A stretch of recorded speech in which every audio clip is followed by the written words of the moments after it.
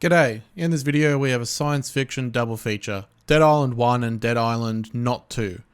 In roughly 2007 I read about this promising new zombie game that looked very impressive at the time and was due to come out in roughly 2008.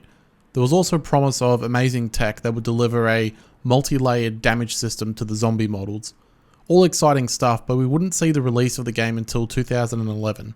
I remember enjoying it a lot despite the many flaws. Riptide I played around the release in 2013 with much less enthusiasm, but compared to the original reveal videos and promises, it always felt a little lacking. The damage system wasn't as extensive and robust as was promised, and overall it didn't look quite as detailed, and performance by memory was not the greatest. I was still a console pleb in 2011, so a lot of games kinda just ran bad without too many complaints from myself. But overall, I had fun with the game because, well, killing zombies is always fun. There are a lot of really cool weapons with satisfyingly meaty blows being delivered, and I enjoyed exploring the world itself. Back then I was more of a sucker for open world games though. Riptide on the other hand, I recall being a little more disappointing because it was largely the same game with only a couple of different enemies and a new location. It didn't really feature any massive improvements to the formula. That's how I remember it at least.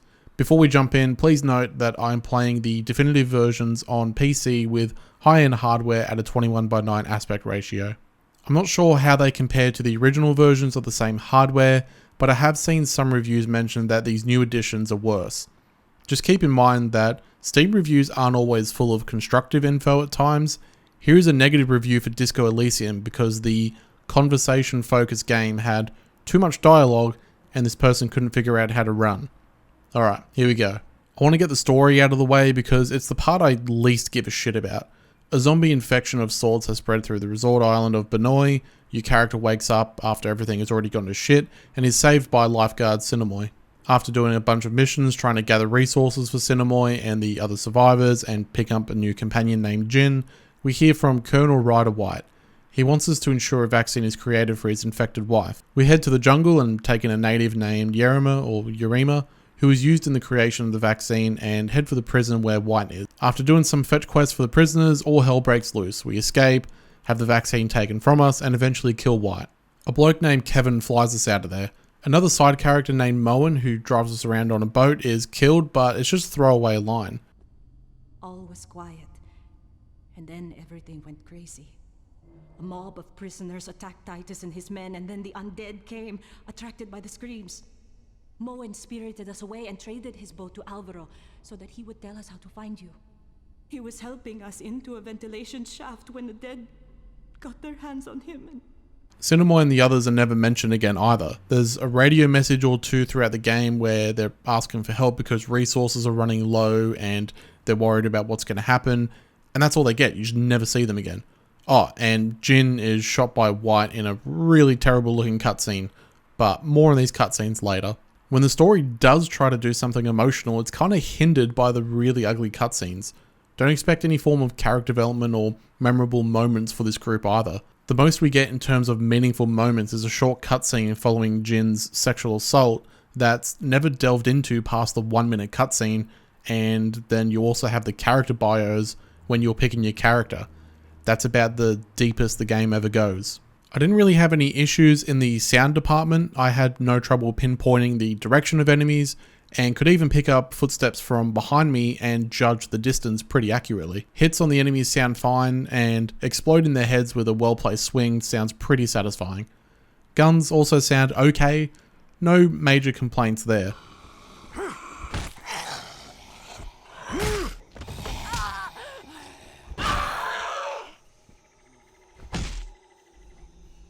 Music, on the other hand, is an interesting one. I'm not going to include the super catchy song we have at the beginning, but that is definitely one worth listening to.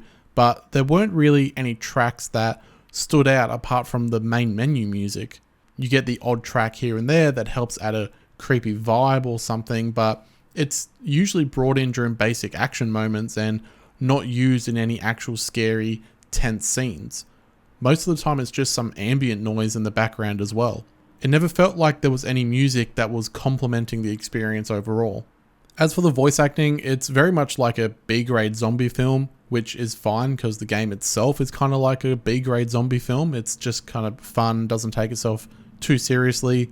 Overall, the dialogue is fine, it's nothing overly terrible. The accents are strange though. Some almost sound like an Aussie doing a bad Aussie impersonation. I tried to find out if maybe some of these voice actors had a Papua New Guinean accent that I just hadn't heard before, but I couldn't find anything to answer this question. If someone with more insight could, that'd be greatly appreciated.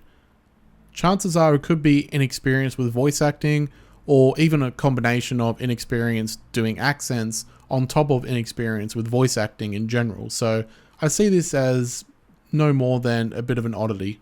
We should check it out. You out your mind?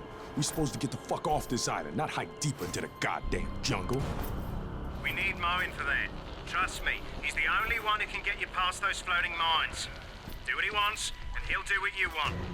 Get him to the bloody lab. This isn't only about what Moen wants, is it, White? You're pushing us there for another reason. Don't you understand? Each one of you has had contact with these things, and none of you have gotten sick. Your blood could be used to make some sort of antidote to save my wife. What is extra strange though is how little conversations are had between the four main characters. There are instances where they talk about being a group and sticking together, but you don't see any evidence of a bond forming between them. Not to mention when you take on missions, your character will reply with a random line, obviously picked from a pool of lines and not recorded with the context of the situation in mind. A place where they do ugly experiments with God's creatures. This is where the corpses come from. This I know. You wanna go? I'ma try. Okay then, let's go. In terms of attachment, you're not going to be making any with the characters in this game. The world itself looks fine for a 2011 console game. I imagine I'm benefiting with the high resolution and the fact it's the definitive edition, but environments are clearly defined, there's plenty of detail on weapons and other objects in the environment, and the lighting, although static, there's no day and night cycle, it looks good. It definitely looks its best at the start of the game when you're on the beachfront. The gore looks okay, you get some nice decapitations and okay looking body deformation, but it never looks close to what had been shown originally. You don't even get to see the skin or muscle breakaway on the heads of these zombies because if you hit them with blunt weapons, the heads will explode. Hit them with blade weapons and the heads will just be sliced off. Using fire is the best way to try to see this deformation engine in action, but what you're left with at the end is a very blurry looking model. It just doesn't really look good. Speaking of, character models are at times quite ugly. For some reason, a couple of the characters look passable, like Sam B and Logan, unless they start speaking and then there's just no emotion in their faces. But others look like the release deadline for the game was reached before their designs could be finished. Animations in the cutscenes look incredibly stiff and out of place. This kind of adds to the hilarity because you don't see any emotion from the faces, and the voice acting isn't up to a standard that could really carry these scenes that are supposed to be emotional. The most awkward cutscene you'll see comes right near the end of the game. What are you trying to do, Connor? I don't have to explain myself to you. Look, your wife is gone. Look at her. She ain't coming back. But you can still save us. Take one more step and you're dead. I have the cure, all right? The doctors in Sydney will make more. We'll send helicopters. We'll save everyone. With a nuclear bomb? Kevin told us the plan. You're gonna kill everyone. Maybe I should start with you.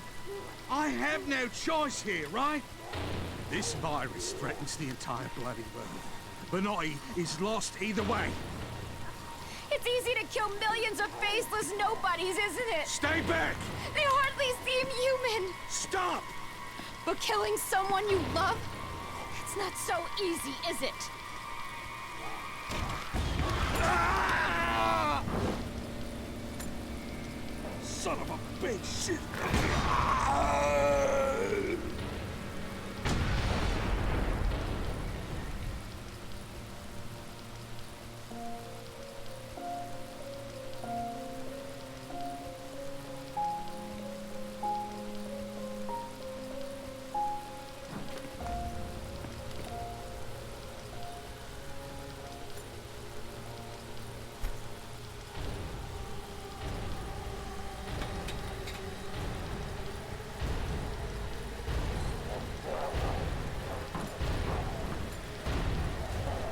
There are so many layers here. The zombie wife being dead after just being pushed to the ground, Jen's awful facial animations, White's weird noises, and the whole gang kind of just sitting there during the shootout doing absolutely fuck all whilst White injects himself with the serum. It's really strange to see these areas in the world that look like some actual good and hard work was put into them, and the developers were trying to make them look quite pleasing, only to be sporadically greeted with these ugly models. Something interesting though is when you take a moment to look at these places, the art style in general, and even little things like the leaves and particles blowing in the air. You can clearly see how much of this managed to carry over to Dying Light and be improved upon. Which is fitting given that Dying Light is made by the core dev team of Dead Island after they split from the publisher Deep Silver. So it's a mixed bag in terms of graphics, some good looking environments for the time, decent detail on weapons and such, but fuck ugly character models. Playing the game doesn't suck entirely, but I want to get the issues out of the way first. The biggest one for me being the movement. You have a certain speed that you move when walking forward, and then you've also got the sprint button at the cost of stamina. But as soon as you start trying to strafe left or right, that movement is slowed by a noticeable amount and makes walking around tightly packed areas just feel like a chore. Almost like the stiff kind of movement systems that you find in Rockstar's games from GTA 4 and onwards. This is regardless of the character as well. Sam B and the character whose name I can't remember how to pronounce move with the same movement speed. You've also got a weird dodge that you can do, but it feels a little half-assed. Sometimes you don't even actually jump out of the way of the enemy and you still get hit by them, so you're kind of better off just turning around and running into a different direction. The issue with this movement system really presents itself during two of the game's boss fights where you're fighting an enemy that can't be flinched at all and they have the speed of the infected variant. Speaking of, I'll cover the enemy types. You've got your walkers, they're your typical slow-ish zombie. When you get close enough, they kind of start to break out into a faster walk. Infected, the running type zombie. Thug, big boys with big health bars, can knock you down if they hit you, but they can be flinched. Ram, bigger boys that charge at you. You can either smack their face around whilst on top of a car, or if you get behind them, you can attack the exposed spine, or be like me and just run away from them every time. Suicider, pulsating zombies that explode when killed or when you get too close. Floater, fat boy that spits toxic liquid at you from a distance, just get up close and wail away and they kind of just break apart, they can't do anything. Butcher, genuinely a pain in the ass unless you have a car. They slash at you with great speed with their sharpened bones and take quite a few hits to kill. These cunts can also regenerate health. Hated these guys in 2011 and I hate them now. And finally we have humans. Mostly they die from a single shot to the head or you just charge the fuckers whilst the AI calculates how to handle it. Driving is mostly terrible too. Hitting objects can cause you to bounce in weird ways, which usually ends up with you getting stuck in odd places. This is regardless of speed too. Sometimes you can fly through an area and really fuck yourself up if you crash, but if you're driving slowly and trying to get out of a tight spot, you run the risk of hitting something you can't see and just somehow bouncing into a direction that makes you more stuck. Driving is usually pretty helpful though at clearing out areas full of the harder enemy types, so you kind of just navigate your way through. You've got to be a bit more careful, and the reward is you can just run over these tough enemies and instant kill them. Shooting isn't the best either. It really feels like a console-based shooting system ported over to PC. What I mean by that is it has the typical crosshair radius that a bullet could travel, much like Halo's assault rifle in the older games. Aiming down sights doesn't mean the bullet is always going to go where you're aiming, so it's a little frustrating at longer distances. Thankfully, there aren't too many shootouts in the main story. The ones you are in do feel a little on the easy side in terms of enemy difficulty, but I'll take that as compensation for the controls. Most of the time you'll be aiming an enemy up and you can clearly see their head and they'll just sit there behind cover just waiting for you to shoot them. They don't try to charge you, they don't try to flank you, they're kind of just hunkered down in a position and will occasionally move between cover. They don't really do anything groundbreaking. Now then, onto the core of the gameplay experience that you'll see for most of your time in the game, the melee combat. You have throwables, blunt weapons, and blade weapons. Blades absolutely seemed a way to go as they do way more damage, or at the very least, every decent weapon in my playthrough was a blade. For some reason, I could never find any blunt weapons that could match that damage output. You're able to cut the arms off enemies to make attacks from them harder to land. They can still try to get you with a bite of sorts. You can kick them to the ground or just pummel their head with a well-placed swing and kill them in one shot. In groups, you'll find yourself having to manage your stamina so as to not to run out and be knocked to the ground. The decisions on who to fight or whether you should run feels very much like the foundation that Dying Light was later built on. It's not the deepest system, but it definitely is satisfying to land these hard hits, watch zombies collapse to the ground, and prepare to curb stomp them for an instant kill. Even some of the enemies that have larger health pools don't feel like just bullet sponges, so to speak, because you're able to stun them and there's enough of a feedback with the animations and the gore that you won't feel like you're just swinging at a health bar until it reaches 0. Each character also has a skill tree with various upgrades, such as being able to shove enemies to the ground, increasing damage of certain weapons, and upgrading the Fury ability that is different across all 4 characters. Sam uses his bare fist to punch with extra strength and knockback. Logan throws an infinite amount of knives until his Fury runs out. May can attack at quick speeds with a knife, and Perna uses a revolver with infinite ammo until her ability runs out. In terms of objectives, you won't find too much variation here. Your quests are usually always of the fetching nature, with your incentive being to progress the story obviously, but also explore new areas and acquire new, stronger weapons. Something I did notice whilst playing this playthrough is my enjoyment of just exploring open worlds, because they're open worlds, has declined significantly since I first played this game. You can go around and pick up some extra optional things for you to read or listen to, like tape recordings and such, but I never really felt like actually listening to any of them. The only recent game I can think of where I enjoy reading these optional things is Doom Eternal, but that's because that game is fucking perfection. But back in the day when I played this, over 10 years ago now, I simply had fun just walking around these empty worlds and just clearing them out and picking up random items. Nowadays, I feel like I need something with more substance. The latest open world game I played where I felt like there was this substance when it came to the exploration was Ghost of Tsushima. There are quite engaging narratives within the side quests that keep you coming back for more, and not to mention the game is fucking gorgeous. Unfortunately, Dead Island never had anything like that, and so now that I require this substance in my games, I'm replaying it and I just could not give a fuck about exploring any of these areas. It's not because I think the game is graphically ugly or anything, it is in some ways, but there are areas that look good, it's just there's not really anything to them. And I don't feel like they're special enough to stand out in ways like the environments in Tsushima do.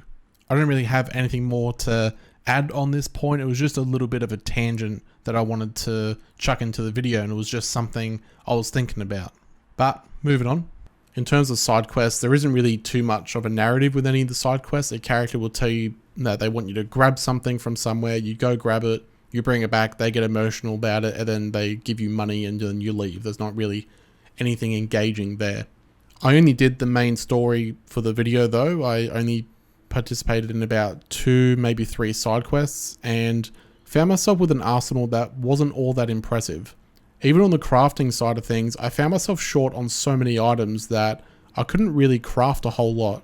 And I was pretty OCD about searching every nook and cranny I was in for items. My mates don't call me the Hoover for nothing when we play loot-based games. So definitely more exploration is required in order to get the most out of the weapons and find those unique weapons. But even though I didn't feel terribly rewarded by only doing the main quests, at least I wasn't forced into the side quests for leveling's sake like Assassin's Creed Odyssey or New World. All in all though, it is a pretty good baseline that Dying Light did a pretty great job at not only improving but expanding on. Lastly, I just wanted to cover some weird oddities, glitches, and performance issues I experienced. Performance was fine for the most part, and luckily I didn't have any crashes, but exploring the jungle areas resulted in some pretty abysmal FPS drops. I didn't have my counter up at the time, but it felt like it was hitting the 30s. This seemed to only be an issue in the jungle though. In every other area of the game it ran fine and there were no major dips. For some reason Sam B is the only character with a positive difference in stats. His health goes above 100 to 110, but no one gets the same sort of buff to their stamina or speed. Logan gets a negative difference with an abysmal 80 for stamina for some reason. There's a few moments when you walk away from a certain area and the ambient music that was playing just suddenly ends. It's a bit abrupt.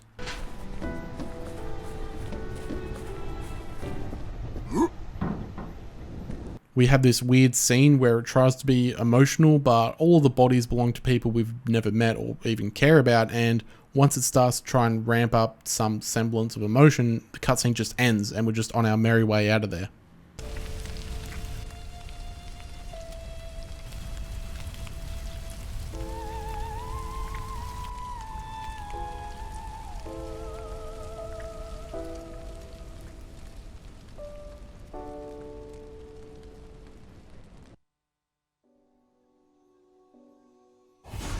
Getting good at this. After combat, this character walked back downhill to then resume walking uphill for some reason.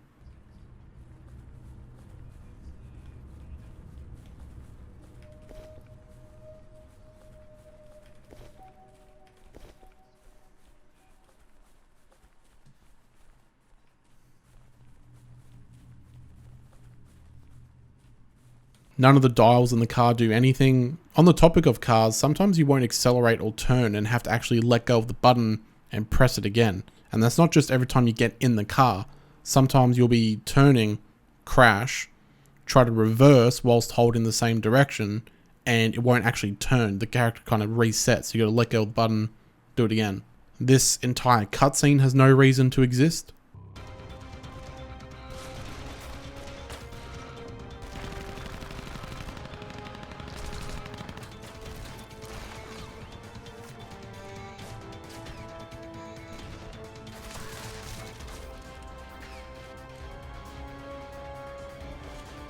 No!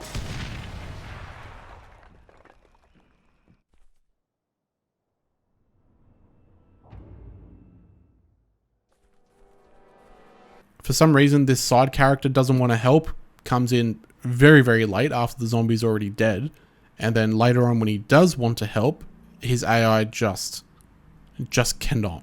If there was a visual representation of the phrase, "I can't even," this would be it. Know when to give up!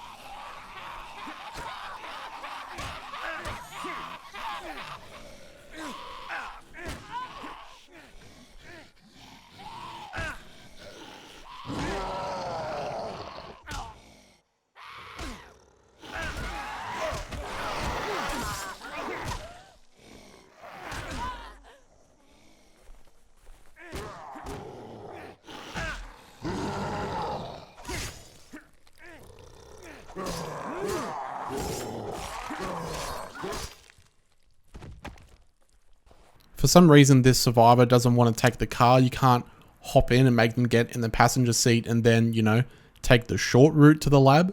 Instead, they just fucking walk this stupid distance, and I thought, cool, I'll just follow in the car and run zombies over, and then halfway through, she decided to fall through the world.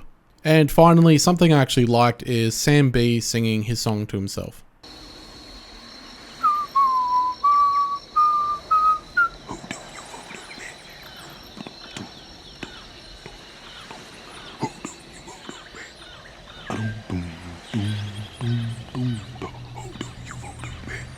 If anyone has any intention of playing this game, I would highly recommend doing it with friends.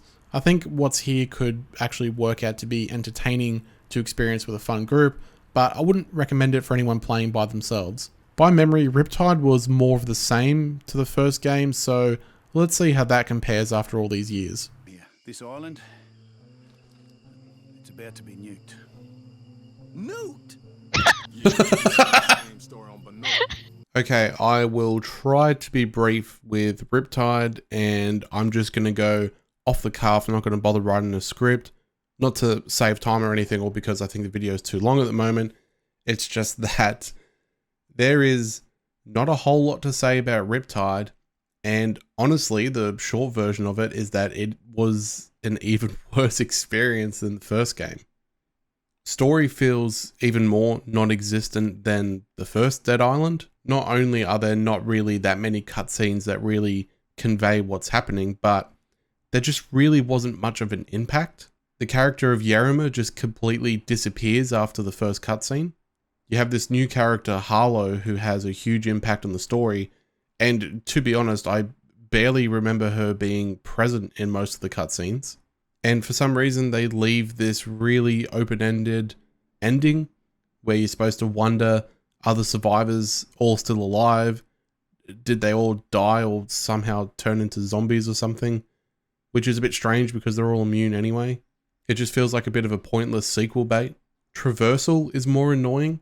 You can now get around on boats, but they are slow as fuck, and you're constantly bombarded by this new enemy type called drowners, who can grab hold of other players that are sitting in the boat, or mount your boat, and then you have to do a quick QTE thing to kick them back off.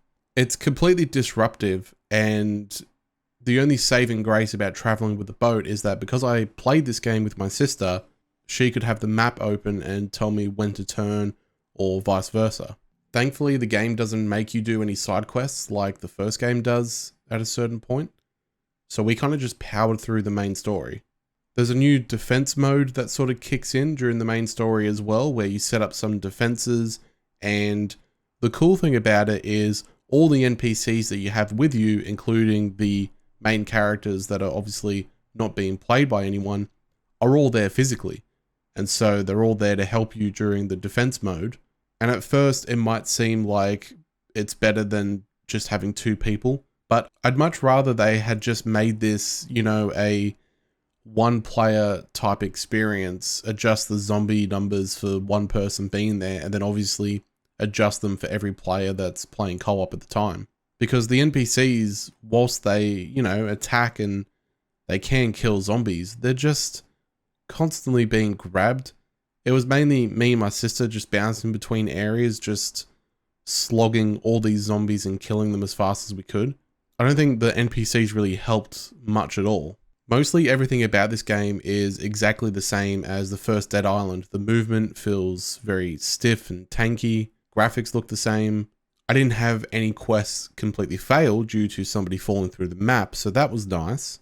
But speaking of maps, the map design just feels like it's working against the player. The first map is a chore to get around, and vehicles don't spawn at pre-designated spots or anything, so if you take a vehicle to one location and then you just happen to run back or something, that vehicle is now stuck wherever you left it. So you could potentially leave piles of vehicles at one location and not have any vehicles elsewhere to get you back to wherever it is that you're going. The second last area of the game is a fucking joke. The main hub is a cinema, and as far as I know, the only way in and out was through a rooftop entrance, and you got to go down a ladder at the back and then come and wrap all the way around to get back to essentially the center of the town. And although this map was a somewhat short section, we weren't there for long, it just felt tedious, and that was really Riptide in a nutshell. The whole experience just felt really tedious to play. The only saving grace is that I played it with my sister in co-op, so we had a laugh. There's a thing here.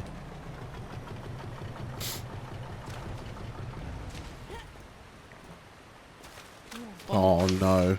What the fuck? What happened? You stuck under the boat. Oh, why did that happen? Why did that happen? What's happened? Are you drowning? Look, you should have just stuck to the first game.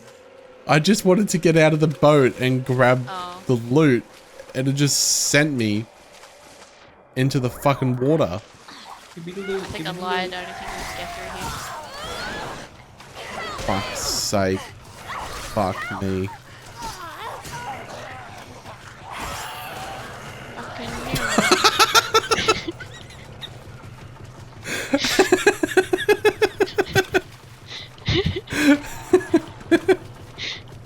Why is that driving? There's no water. Yes, there is. It's like centimeters deep. That's all they need, baby. I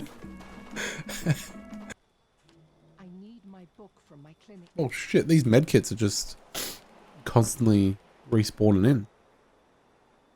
I can't see them. You're taking them. Have a look at the box. Can you see that one? Oh, I can. Take it. Now give it a sec. I left some things in her life. You ruined it! I need your help. God, we really have to take these all the way to the roof. Alright, Chelsea, grab the other one. The other what? The other box, the red hand. No, where's the box? What? You said on the roof. No, I said the red hand, grab the box, then you gotta take him to the roof. You don't listen! Huh? You don't listen, Chelsea! Fucking hell, I can't believe you made me do this.